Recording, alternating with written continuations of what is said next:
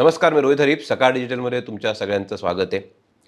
दसरा हा खरं तर भारतातला एक महत्त्वाचा सण आणि दसरा या सणाला हिंदू संस्कृतीमध्ये अत्यंत महत्त्वाचं असं स्थान आहे. दसऱ्याच्या मुहूर्तावर देशभरामध्ये काही कोटींच्या आर्थिक उलाढाली होत असतात. दसरा या सणाला आपल्याकडे गुंतवणुकीसाठी खूप महत्त्व आहे. या दसऱ्याच्याच मुहूर्तावरती अनेक जण सोने खरेदी करतात, अनेक जण गुंतवणुकीचे नवनवीन पर्याय तपासून बघत असतात. आणि याच दसरा सणामध्ये आपण करत असतो ते रावणाचं दहन. पण या रावणाला आपल्याला माहिती आहे की पौराणिक कथांमधनं आपण वाचत ऐकत आलेलो आहे की रावणाला असतात 10 तोंड.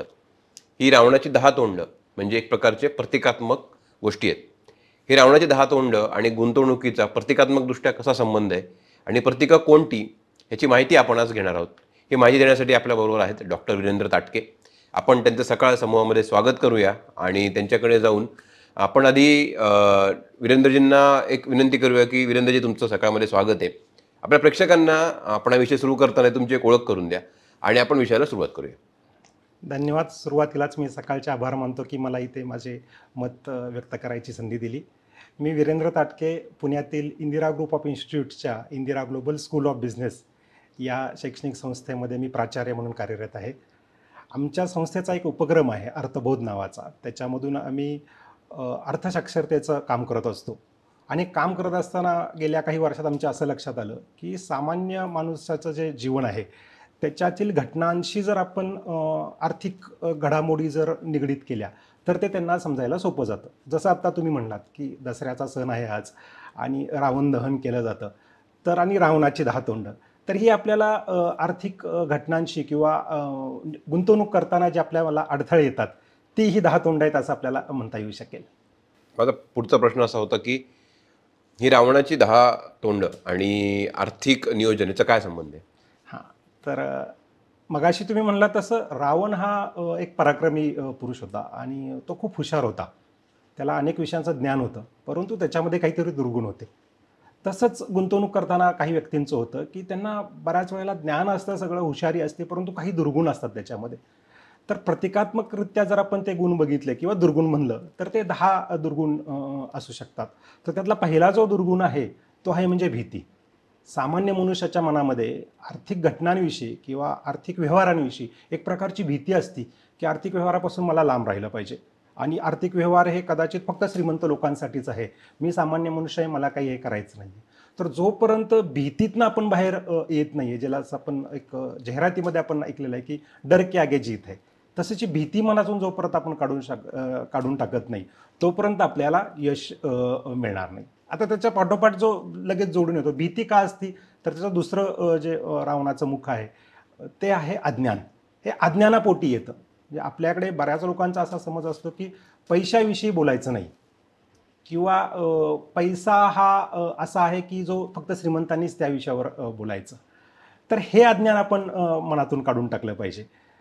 आपण जर आपली जुनी पुराणं बघितला, इतिहास बघितलं किंवा अगदी आपण रामायणचा आपण आत्ता उल्लेख केला, रामायणात जरी बघितलं तर त्याच्यामध्ये संपत्तीचा उल्लेख केलेला आहे की माणसानं संपत्ती मिळवावी, फक्त ती चांगल्या मार्गानं मिळवावी. अगदी आपले संत जर बघितले तरी संतांनी सुद्धा त्यांच्या याच्यामध्ये लिखाणामध्ये संपत्तीचा उल्लेख केलेला आहे. म्हणजे संत तुकारामांचं जर उदाहरण घ्यायचं म्हटलं तर ते म्हणतात, जोडून या धन उत्तम व्यवहार आहे. पुढचा भाग वेगळा आहे की उदास विचारे वेच करी, पण उत्तम व्यवहारानं आपण धन मिळवायला पाहिजे. म्हणजे हे अज्ञान जर आपण मनातून काढलं, पहिली भीती काढली, अज्ञान काढलं, तर आपल्याला प्रगतीच्या दिशेने म्हणजे आर्थिक प्रगतीच्या दिशेनं जाता येऊ शकेल. आपण एकूण 10 गुणबद्दल बोललो होतो, मग 2 झाले, पुढचे कसे सांगता? तिसरं जे आहे ते अहंकार म्हणून ज्याला आपण म्हणतो की इगो, की बऱ्याच लोकांना असं असतं की मला सगळं आर्थिक व्यवहारातलं माहीत आहे. आणि आता रामायणाशी जर आपण निगडीत करायचं म्हणलं आहे तर ज्यावेळी प्रभू रामचंद्र रावणाचा वध करून आले परत, त्यावेळी त्याला कौशल्या मात्यांनी विचारलं की राम तूने रावण को मारा क्या? तर त्यावर रामचंद्रांनी असं उत्तर दिलं, मैंने नहीं रावण को मारा, रावण को मैंने मारा. म्हणजे रावणाचा जो अहम होता, जो मय होता, त्यानंच त्याचा नाश केला. बऱ्याच वेळेला आर्थिक घडामोडीमध्ये, आर्थिक गुंतवणुकीमध्ये करताना सुद्धा बऱ्याच वेळेला असं होतं की लोकांना असं वाटतं मला सर्व ज्ञान आहे. उदाहरणार्थ अगदी एक छोटंसं उदाहरण सांगतो. काही लोक असं म्हणतात की तुम्ही कधीही विचारा, माझ्याकडे 5 लाख रुपये कायम कॅशमध्ये असतात. तर खरं हे चुकीचं आहे की 5 लाख रुपये तुम्ही रोख ठेवताय घरामध्ये, त्याच्याऐवजी जर ते कुठं गुंतवले तर त्याच्यावर तुम्हाला काहीतरी परतावा मिळेल. पण तो जो अहम असतो, माझं घर खूप मोठं आहे, मी माझं घर कधीही भाड्यानं दिलेलं नाहीये, असे जे हे असतात. ठीक आहे, ठराविक एका पातळीपर्यंत तो अहम असावा, परंतु आपण ज्यावेळी आर्थिक प्रगती म्हणतो ती अशा छोट्या गोष्टीतनं येते आणि ती आपल्याला शिकत राहिली पाहिजे. म्हणजे अहंकारावर मात कसं करता येईल, की ज्या ज्या नवीन गोष्टी आहेत, जे जे आपल्याला नवीन पिढीकडून शिकता येईल किंवा आजूबाजूच्या लोकांकडून शिकता येईल, ते जर आपण शिकत गेलो तर हा पुढचा जो आपण दुर्गुण म्हणला, तिसरं तोंड जे रावणाचं म्हणलं, ते आपल्याला मारून टाकता येईल. हे आपण आत्ता बघितलं तिसरं तोंड रावणाचं. तर त्याच्या जोडीलाच लगेच येतं अहंकार. का येतो तर तो आळशीपणामुळे येतो. बराच वेळा जर आपण बघितलं तर लोकांच्या खात्यामध्ये पैसे पडलेले असतात, बचत खात्यामध्ये, परंतु ते गुंतवणूक केले जात नाहीत. ह्याचं मुख्य कारण काय तर आळस.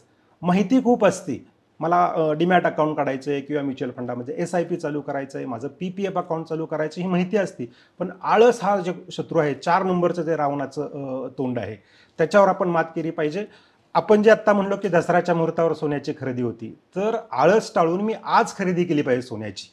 आता सोन्यामध्ये गुंतवणूक करायचे वेगवेगळे पर्याय आहेत, तो भाग पुढचा. परंतु पहिल्यांदा मी आळस टाळला पाहिजे आणि एकतर मी प्रत्यक्ष सराफाकडे घेऊन सोनं घेतलं पाहिजे किंवा सोन्यामध्ये मग मी म्युच्युअल फंडामध्ये SIP चालू केली पाहिजे. पण पहिला तो मी आळसावर जोपर्यंत मात करत नाही तोपर्यंत मला गुंतवणुकीमध्ये यश मिळणार नाही. हे झालं रावणाचं चौथं मुख. आता 5वं मुख आहे की आळस काही वेळेला लोक टाळतात, आळसातनं बाहेर येतात, पण अनियमितपणा हा पुढचा दुर्गुण आहे. की बऱ्याच वेळा असं दिसतं की लोकांची SIP संपलेली आहे, म्युच्युअल फंडातली SIPची गुंतवणूक संपलेली आहे, 6 महिन्याची गुंतवणूक संपलेली आहे, परंतु ती रिन्यू करायचं राहून जातं. हे अनियमितपणा असतो. किंवा लोक शेअर बाजारामध्ये गुंतवणूक करण्यासाठी डीमॅट अकाउंट काढतात. सुरुवातीला खूप मोठं प्लॅनिंग करतात की मी एखादा चांगला शेअर आहे तो दर महिन्याला घेत जाईन, शेअरचा भाव कमी झाला की खरेदी करीन, परंतु त्याच्यामध्ये अनियमितपणा राहतो. आणि त्याच्यानंतर काही कालावधीनंतर ज्यावेळी शेअर बाजार वर जातो त्यावेळी त्याचा फायदा मिळत नाही, कारण का मी नियमितपणा पाळलेला नाही. हे फक्त शेअर बाजार आणि म्युच्युअल फंडाशीच निगडीत नाही आहे. बाकीच्या पण ज्या गुंतवणुकी आहेत, सोन्यातील गुंतवणूक असेल, ज्यावेळी भाव पडतील त्यावेळी मी खरेदी केलं पाहिजे. PPF सारखी जी गुंतवणूक आहे, दरवर्षी मी जर त्यात 1.5 लाख रुपये गुंतवले किंवा जेवढे मला शक्य आहे तेवढे गुंतवले तर मला इन्कम टॅक्समधनं सवलत मिळेल. मी 31 मार्चची वाट नाही पाहिली पाहिजे, जेणेकरून मला शेवटी पळापळ होणार नाही आणि मला त्याचा बेनिफिट पण मिळेल. आपण आत्तापर्यंत रावणाची 5 मुखं बघितली. आता 6वं मुख बघूया. ते आहे म्हणजे अति आत्मविश्वास, किंवा अगदी त्याला साध्या मराठीमध्ये म्हणलं तर फाजील आत्मविश्वास ज्याला आपल्याला म्हणता येईल. ओव्हर कॉन्फिडन्स तो नडतो बऱ्याच लोकांना, की मला सगळं शेअर बाजारातलं कळतं, की हा अहंकाराचाच पुढचा भाग असं म्हणता येईल. शेअर बाजारातलं सगळं कळतं, मग मी अभ्यास न करता गुंतवतो आणि मी ठराविक काही दिवस मला त्याच्यातनं फायदा मिळू शकतो. अजून एक उदाहरण देता येईल की क्रिप्टोकरन्सी. काही दिवसापूर्वी गव्हर्नमेंटनं त्याच्यावर टॅक्स लावला किंवा त्याच्या आधीपासून गव्हर्नमेंट त्याला लोकांना सांगत जातं की क्रिप्टोकरन्सी ही ऑथॉराइज्ड गुंतवणूक प्रकार नाही आहे, त्याच्यापासून सावध राहा. परंतु अति आत्मविश्वासामुळे किंवा फाजील आत्मविश्वासामुळे लोकांनी त्या इशाऱ्याकडे किंवा त्या सूचनेकडे दुर्लक्ष केलं आणि ते गुंतवणूक करत राहिले. त्याचा त्यांना फटका बसला. म्हणजे गुंतवणूक करताना मी हे रावणाचं 6वं तोंड मी मारून टाकलं पाहिजे, तरच मला गुंतवणुकीतील धोका कमी होईल. आणि बऱ्याच वेळा जर तुम्ही बघितलं, पेपरमध्ये आपण बातम्या वाचतो किंवा आजूबाजूच्या गोष्टी आपण ऐकतो, तर ज्यांना फाजील आत्मविश्वास असतो तेच लोक अडचणीत येतात. जे नॉर्मल लेवलला गुंतवणूक करतात, आत्मविश्वास फक्त ठेवतात, अति आत्मविश्वासाकडे जात नाहीत, त्या लोकांना तेवढा त्याचा तोटा होत नाही. ह्याच्या पुढचं जे रावणाचं तोंड आहे 7 क्रमांकाचं, ते आहे तिरस्कार. आता बऱ्याच वेळेला असं वाटतं लोकांना की गुंतवणूक आणि तिरस्कार याचा काय संबंध असू शकतो. तर आम्ही ज्यावेळी मगाशी म्हणलं अर्थबोध ह्या फोरममधनं आम्ही लोकांशी संवाद साधला, त्यावेळी आम्ही गुंतवणूकदारांना विचारलं की तुम्ही उदाहरणार्थ म्युच्युअल फंडामध्ये गुंतवणूक करता का? अजिबात नाही, म्युच्युअल फंडात आम्ही करत नाही, आम्ही फक्त शेअर बाजारात गुंतवणूक करतो. हे शेअर बाजारात गुंतवणूक करणारे काही वेळेला म्युच्युअल फंड गुंतवणुकीचा तिरस्कार करतात. किंवा काही लोक जे पारंपरिक गुंतवणुकी पर्यायामध्ये गुंतवणूक करत असतात, पोस्ट ऑफिस असेल, PPF असेल, गुंतवणूक पर्याय चांगले आहेतच, परंतु असे लोक शेअर बाजाराचा तिरस्कार करतात. हा तिरस्कार जोपर्यंत मी टाकून देत नाही, ते मारत नाही, तोपर्यंत मला नवीन पर्याय कळणारच नाहीत. मी कायमस्वरूपी पारंपरिकच गुंतवणूक पर्यायामध्ये गुंतवणूक करत असतो. सोन्याचं आपण उदाहरण घेऊ शकतो की सोन्यामध्ये मी गेली वर्षानुवर्ष जर मी फिजिकल स्वरूपातच जर सराफाकडे जाऊन सोनं घेत असेल, तर मी जे डिजिटल गुंतवणूक आहे सोन्याची, ETF ज्याला म्हणतात, एक्सचेंज ट्रेडेड फंड असेल किंवा म्युच्युअल फंड SIP असेल, त्याला मी मुकतोय. त्यामुळे मी तिरस्कार करायचा त्याचा टाळला पाहिजे. हा झाला रावणाचं पुढचं मुख. ह्याच्या जोडीलाच आहे फाजील आत्मविश्वास, मगाशी बघितलं, त्याच्याच जोडीला अजून एक रावणाचं मुख किंवा तोंड असं म्हणता येईल, अवास्तव अपेक्षा. 8वं 8वं मुख रावणाचं, की अवास्तव अपेक्षा, की शेअर बाजाराकडनं मी अपेक्षा किती करावी. आता जर आपण ह्याचा इतिहास बघितला शेअर बाजाराचा, ज्यावेळी सेन्सेक्स चालू झाला 1978 साली, तेव्हापासून आता 2023 पर्यंत जर बघितला तर किती परतावा दिलेला आहे शेअर बाजारानं, तर साधारणतः 15 ते 16% सरासरी परतावा मिळू शकतो. जर मला प्रत्यक्षात 20% परतावा मिळाला असेल तर तो सरासरीपेक्षा मला जास्त मिळेल नाही, तर तेवढ्यावर मी समाधान मानलं पाहिजे. तर ती अवास्तव अपेक्षा लोकांची काही वेळेला अशी असते की मला एका वर्षात डबल मिळाले पाहिजे, एका वर्षात दाम दुप्पट झाली पाहिजे, 2 वर्षात दाम चौपट झाली पाहिजे. मग अशा फसव्या योजना बाजारामध्ये येत असतात आणि अवास्तव अपेक्षा ठेवणारे लोक त्या ह्यांना बळी पडतात अशा योजनांना. त्यामुळे माझी अपेक्षा किती आहे, अर्थशास्त्रात जर जर तुम्ही बघितलं तर अर्थशास्त्र असं सांगतं की महागाईचा दर आहे त्याच्यापेक्षा जर मला जास्त परतावा मिळाला माझ्या गुंतवणुकीतून तर मी यशस्वी होतो. मग माझं बेसिक एम एवढंच पाहिजे, माझा उद्देश एवढाच पाहिजे की महागाई जर 12% तर 12%पेक्षा जो मला परतावा जास्त देईल त्याच्यामुळे मी आर्थिकदृष्ट्या सक्सेसफुल होणार आहे. आपण 8 मुखं बघितली रावणाची. आता 9वं जे मुख आहे ते आहे उतावीळपणा, की बराच वेळा लोक उतावीळपणे वागतात. अगदी शेअर बाजारातलं उदाहरण देता येईल की शेअर बाजारामध्ये ज्यावेळी IPO येतात, इनिशियल पब्लिक ऑफर ज्यावेळी शेअर बाजारामध्ये येतो त्यावेळी लोक इतके उतावीळ असतात, लोकांना असं वाटतं ही संधी जर चुकली तर मला तो शेअर कधीच परत आयुष्यात मिळणार नाही.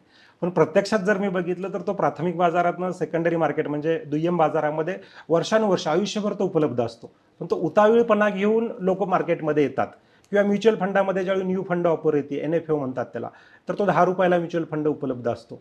तर त्यावेळी लोकांना असं वाटतं ही जर माझी संधी चुकली तर मला परत आयुष्यात हा म्युच्युअल फंड मिळणारच नाही. पण काही वेळेला असं होतं की बाजारामध्ये नव्यानं आलेला म्युच्युअल फंड हा 10 रुपयाच्या नंतर खालती सुद्धा त्याची किंमत जाते आणि तो मला स्वस्तात मिळू शकतो. त्यामुळे उतावीळपणा टाळून मी त्या गुंतवणूक पर्यायाचा अभ्यास करायला पाहिजे पूर्णपणे, ह्याचे बारकावे समजून घेतले पाहिजेत आणि मग त्या प्रकारे आपण गुंतवणूक केली पाहिजे.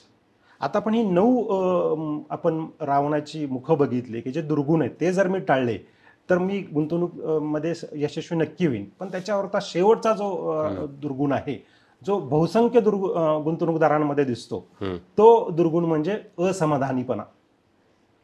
असमाधानीपणा म्हणजे की मला कितीही गुंतवणूक परतावा मिळू देत तरी काही लोक असमाधानी असतात. मगाशी आपण जसं उदाहरण घेतलं की मला किती परतावा मिळाला पाहिजे तर महागाई दरापेक्षा जास्त मिळाला पाहिजे. तो जर मला मिळत असेल आणि तो वर्षानुवर्ष जर माझा गुंतवणुकीवरील सरासरी परतावा हा महागाई दरापेक्षा जर जास्त असेल तर नक्कीच मी यशस्वी होणार आहे गुंतवणुकीमध्ये. पण त्यासाठी माझ्यामध्ये असमाधानीपणा जो आहे त्याच्यावर मी मात केली पाहिजे. त्यामुळे जर रावणाची आपण पहिली 9 तोंड बघितली त्याच्यावर बऱ्याच वेळेला मात करणं सोपं असतं, पण शेवटचं जे तोंड आहे त्याच्यावर मात करणं खूप अवघड आहे, त्याला मारणं खूप अवघड आहे, असमाधानीपणा. आणि मला खात्री आहे की ह्या 10व्या तोंडावर जर आपण मात केली किंवा त्या 10व्या तोंडाला जर मारलं आणि हा दशानन जो आहे त्याचा जर आपण पूर्णपणे नायनाट केला तर आर्थिक दृष्ट्या आपण नक्कीच यशस्वी होऊ. आणि मगाशी म्हणल्याप्रमाणे गुंतवणूक आणि सण ह्याचं आपण एकत्रीकरण करू शकतो. हे जे रावणाचे 10 मुखं आहेत, जी प्रतिकात्मक आहेत, जी गुंतवणुकीमध्ये अडथळा ठरत आहेत, तर हे अडथळे टाळून किंवा अडथळ्यांच्या पुढे जाऊन दसऱ्याच्या मुहूर्तावर गुंतवणूक कशी करावी? बर. तर आता आपण ही 10 तोंड रावणाची बघितली तर ती आपण टाळली की आपण गुंतवणुकीसाठी सज्ज झालो असं आपल्याला म्हणता येईल. पण आता मला पहिली स्टेप घेतली पाहिजे. तर ही पहिली स्टेप घेताना मला असं करायला पाहिजे की माझी सध्याची आर्थिक स्थिती काय आहे आणि त्यानुसार मी गुंतवणूक पर्याय निवडायला पाहिजे. म्हणजे हा दसऱ्याच्या मुहूर्तावर मी असं करायला पाहिजे की माझ्या आर्थिक स्थितीचा मी आढावा घेतला पाहिजे की माझ्यावर कर्ज किती आहे, माझ्यावर इतर देणी किती आहेत, माझी नोकरी व्यवसायातील किती वर्ष अजून शिल्लक आहेत, माझ्यावर अजूनही घरातली किती आर्थिक जबाबदारी आहे, ह्याचा मी आज आढावा जर घेतला या दसऱ्याच्या मुहूर्तावर तर मला पुढचं गुंतवणुकीचं पर्याय किंवा गुंतवणुकीचा निर्णय घेता येऊ शकेल. तर दसऱ्याच्या मुहूर्तावर रावणाचं असंही एक आर्थिक वेगळं महत्त्व आपण आज जाणून घ्यायचा प्रयत्न केला. हे रावणाची 10 तोंड म्हणजे आर्थिक गुंतवणुकीतले 10 अडथळे कसे टाळावे याच्याबद्दल आपल्याला डॉक्टर वीरेंद्र ताटके यांनी अतिशय बहुमूल्य असं मार्गदर्शन केलेलं आहे.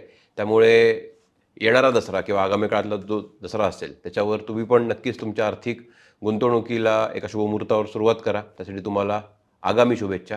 सकाळचा हा व्हिडिओ जर का तुम्ही यूट्यूबवर बघत असाल तर यूट्यूबचं चॅनल लाईक शेअर सबस्क्राईब करा. जर का हाच व्हिडिओ तुम्ही फेसबुकवर बघत असाल तर आमचं फेसबुक चॅनल फेसबुकचं पेज हे लाईक करायला विसरू नका. आताचा व्हिडिओ बघितला त्याबद्दल धन्यवाद.